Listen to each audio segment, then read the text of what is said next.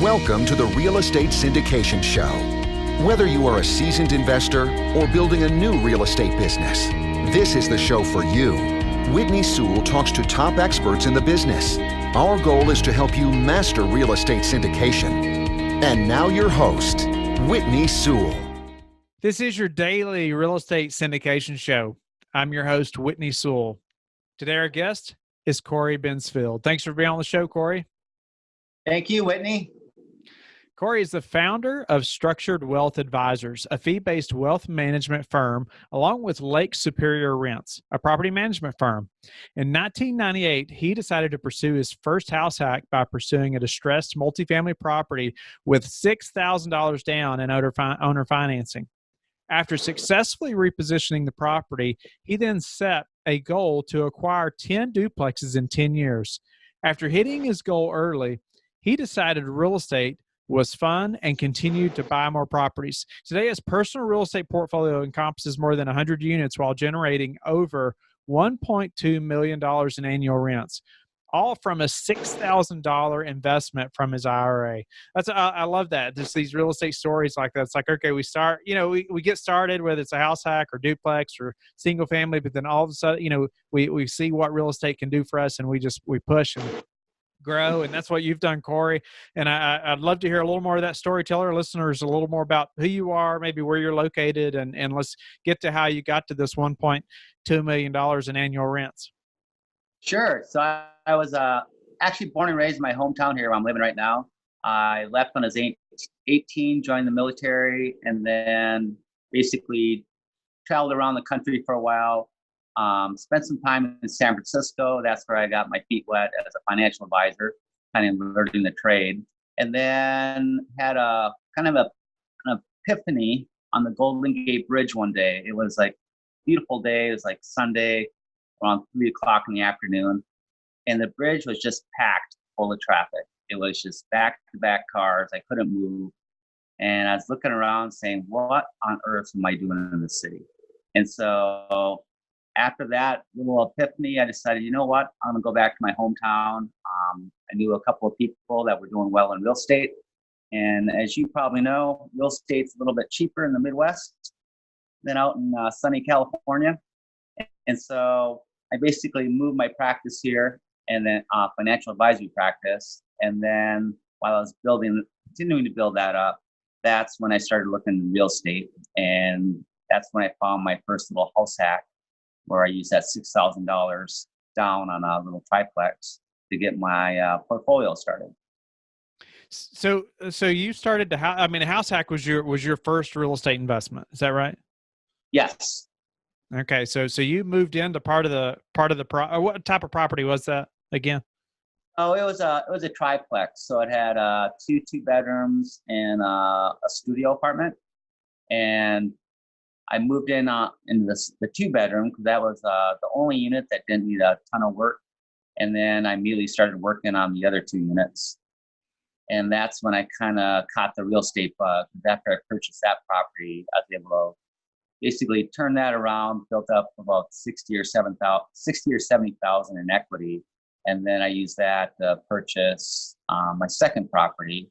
And the goal at the time was, I was still building my investment business. And I thought if I had 10 duplexes, 20 units, and they're all generating $300 to $400 a month in cash flow,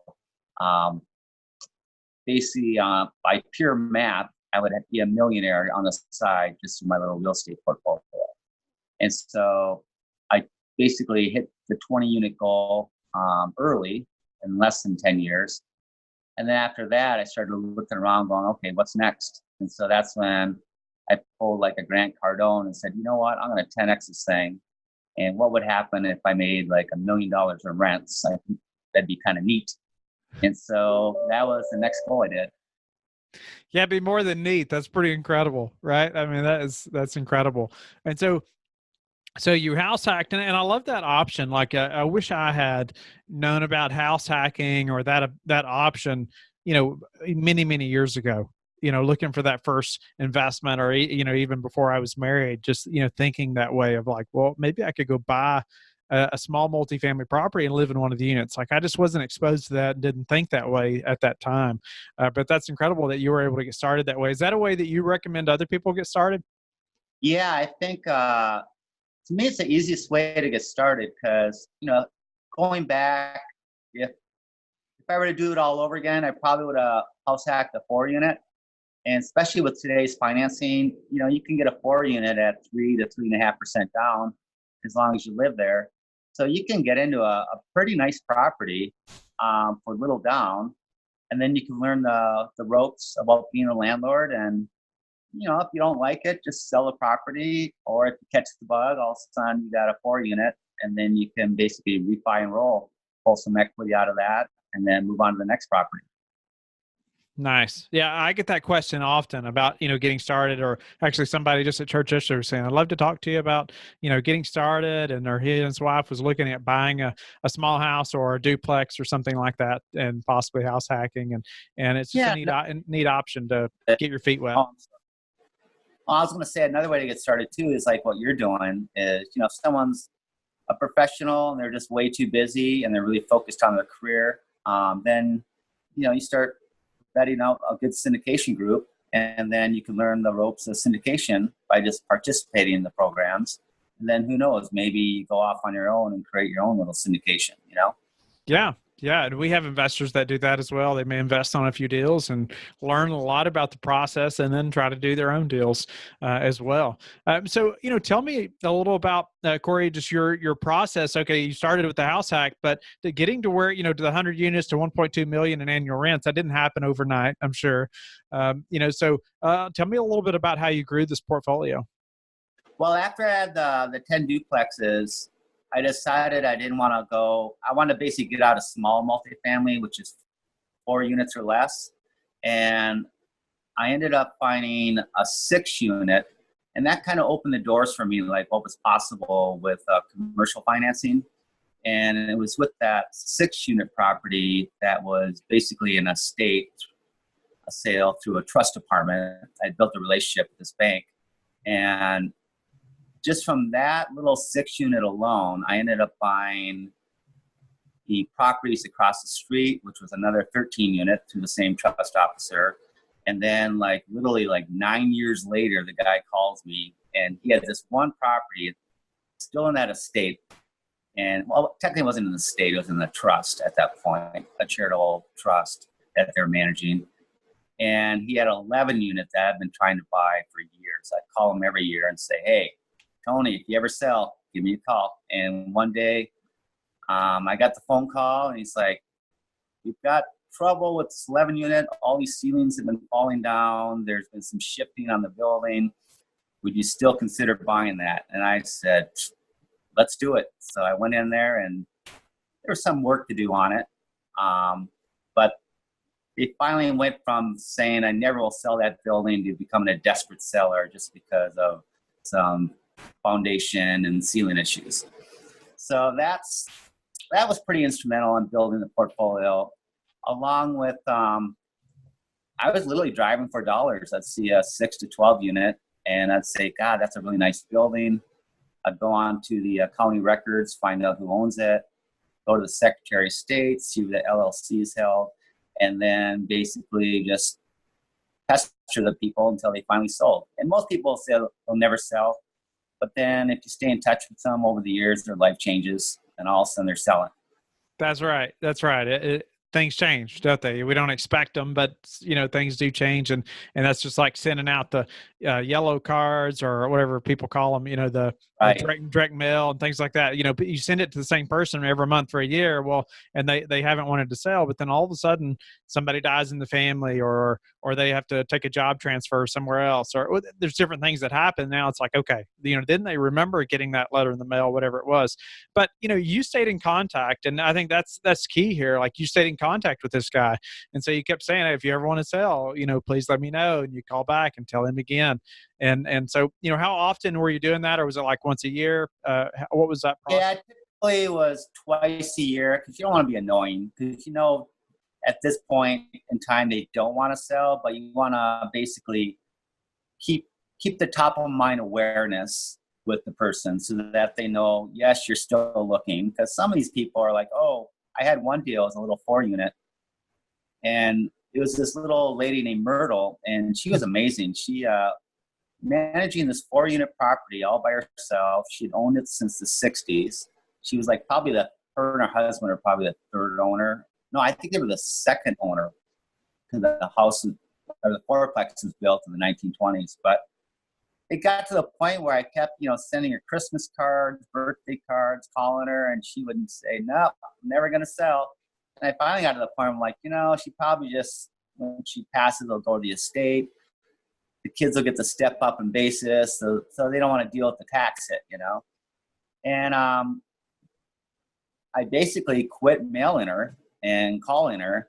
And then one day out of the blue, because she still had my business card, like a year later, she calls me and goes, hey, you still want to buy my building? I'm like, oh, Myrtle, I kind of given up on you. And she goes, no, I still want to sell. And I'm like, well, how much you want for it? She goes, well, I don't know. Let's get an appraisal. So I just bought it at the appraised price. So you never know, Yeah. So you mentioned a few minutes ago about the opportunities with commercial financing that you realized, after you bought, I think, the 6-unit. What were some of those opportunities that you were that your eyes were open to? Well, by working with smaller regional banks, I discovered that I could get a lot more creative with the financing. So, when you're taking down, a 6 to a 20 unit, you typically have to come up with about 20 to 25% down with all the closing. So what I started doing was working with some of the sellers, and I'd basically say, hey, I'll give you 80% of your purchase price or possibly 70% of it in cash. And then I want you to carry 20% of it. And then I'll come down with, come over with 10% down. So by building relationships with certain regional bankers, they knew me, they trusted me, they've seen what I've been doing. I was basically able to get into some of these deals with 10% down, and that was a game changer for me because when you're on your own, self-managing your properties, no partners, lack of capital is always an issue. And being a financial advisor, I really can't go out and do a syndication. I'm not allowed to do that. My firm would really frown upon it, and so Sure. I have to do everything on the side here. Of course. So, and you are also self-managing these 100 units, is that right? Yes. And, can you elaborate on what that looks like a little bit? I mean, because that's more than a full-time job in itself. So how are you managing that? Surprisingly, once I had the 10 duplexes, I discovered it really wasn't that difficult. I mean, I built in some nice systems. I had a handyman, I had 1099 contractors. Pretty much I had the maintenance down, but I discovered that if you screen well and you have really good residents, there's really not a lot of problems that come up, except for, let's say, a leaky roof or a boiler issue. So I discovered that was taking me maybe 2 to 4 hours a week, manage 20 units. And as a result of that, when I started 10Xing the portfolio, I just kept adding on new software that could handle more units. And today, like the software I have now, Appfolio, my life is so much easier from back when I started. I mean, these are digital leases. I get text requests for maintenance, and then I just forward the text or the email right to the proper, maintenance person. And I'd say the busiest thing, or the thing that I would say is the biggest time suck, is actually doing the showings. And so with showings, I try to group them together into multiple showings. So let's say 2 o'clock showing on a Saturday, and you'll get 4 or 5 people showing up. And then if they're really interested, I tell them, well, hop on your iPhone. First one gets the application in and qualifies, they're the first one that gets it. So typically you create some competition there where people want the unit right away. And then an hour or 2 later, I'm running background reports once again to the software. So it's pretty straightforward. Nice. Yeah, Appfolio sounds like a must-have, especially if you're self-managing. But, Cory, what's been the hardest part of this multifamily business for you? I'd say the toughest part is I'm in a small town, so it's not like a bigger city where there's lots of large multi-units they can go ahead and purchase. And things really don't move here because, population's about 100,000. And so my biggest challenge is finding the right deal. And the next challenge would be finding the right people in terms of fixing the property, because it's really hard to find good tradespeople, that are reliable, that don't get thrown in jail, or that don't show up on the job drunk, So it's kind of an art and a science trying to find the right people to work with you. And I basically call my current group my little band of misfits. They're all 1099 contractors. They work on their own, but it's like herding cats. Some of them are tough to work with, but they're loyal to me, and I pay them right away, so they stick around. So how do you prepare for this potential downturn that everybody's talking about? Right now, what I'm doing, because the market reminds me a lot of 2007 and even the internet bubble of 2000. There's a lot of criticism against Warren Buffett these days. He's underperformed the market over the last 6 years. The analysts are wondering why he has over $100 billion in cash, why he doesn't spend it. And it's funny because that exact same criticism occurred back in 2000 when everyone thought Warren Buffett was dead and lost his touch. And going back to 2007, at around the height of the housing bubble, that was actually one of my greatest challenges because I was losing tenants because they were buying homes. And these were tenants that were pretty marginal, and I was shocked that someone would go get them a mortgage. But so at this point, the market is looking a little bit toppy. I'm not a big fan of forecasting. It's always better to just stay invested as long as you got a good deal. But what I'm doing now is I'm going through my entire portfolio. I'm locking in low interest rates on all my mortgages. I'm pulling out cash when I can. And I'm basically building up a giant war chest because during the last downturn, I could not get a single banker to lend to me. It was driving me crazy. And so what I'm hoping is going to happen is there's a lot of new investors that are landlords these days. And I think once we hit the downturn or they discover that managing real estate is not that passive, I'm hoping there's going to be some good deals to be had. Yeah, I believe there will be, and that sounds like a good plan, and be ready to be able to scoop some up. So, what's a way that you've recently improved your business that we could apply to ours? Once again, I'm a huge fan of software and apps and technology, so I'm always looking for different little tools that can improve my business. My latest one is this thing called timesheets, and what it allows me to do is track all my employees. It's got a GPS locator. And they're not employees, they're independent contractors. But I've discovered by using that timesheets app, and I can actually see where these people are just to kind of make sure they're showing up on time, And then inadvertently, I started using it on myself because I'm like, where does my time go, So I've been using that to kind of track my own time and see what's basically the best use of my time. Tip there, that timesheet. I haven't heard of that one, but I know there'll be people that will be interested in that for sure. So what's been the number one thing that's contributed to your success? I would say, just grit. I mean, I'm the type of person that I'll set this goal and I don't care what happens. I'm going to hit that goal no matter what happens. And so I just put my nose to the grindstone and just focus on the goal no matter what the obstacle is.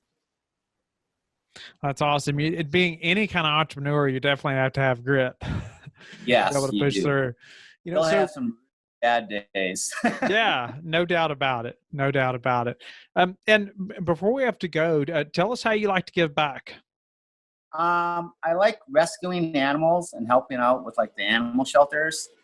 And so that's my number one give back. And then another way, which doesn't really make business sense, but I've inherited a number of tenants on these buildings I've purchased. And some of them, they're on fixed incomes, and this sounds crazy, but some of them never raise the rents. So, they're 200-300 a month under market, but they're wonderful residents. They're super low key, and I always think like, oh, they're going to move soon. They've been there for 10, 12 years, but they haven't moved. So in one way, they're helping me out because I know once they do move, I'm going to have a pretty large CapEx project once they're out of there. So, nice. I mean, to me, the money's great, but you still have to, there's a human factor there when you're managing your portfolio. You got to take care of people. Do you plan to outsource that or hire somebody at some point? Yeah, that's what I'm kind of wrestling with. I'm starting to work now more on some longer range goals. And the problem right now, I'm not happy with the management companies in this town. And so I'm starting to look at some other markets, and I may possibly end up just, building a portfolio, let's say down in Florida somewhere, and where there's really good management companies. And then from there, then I can start building, hit maybe the next stage where I start going after 50 to 100 to 200 unit buildings. You're just looking for a good reason to get to warm weather, aren't you? Well, that too. So before we have to go, Cory, tell us how you like to give back. As I mentioned before, you just told me about helping the animal shelter, right? Yep. I missed that. And I've got 2 rescue dogs and so on. So. Awesome. Well, tell the listeners how they can get in touch with you. Best way to get a hold of me is I've got this little blog. It's purely a work in progress, but it's called 10tomillion.com.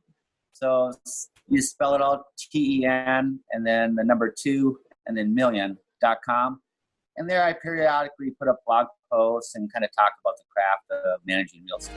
Thank you for listening to the Real Estate Syndication Show, brought to you by Life Bridge Capital. Life Bridge Capital works with investors nationwide to invest in real estate, while also donating 50% of its profits to assist parents who are committing to adoption.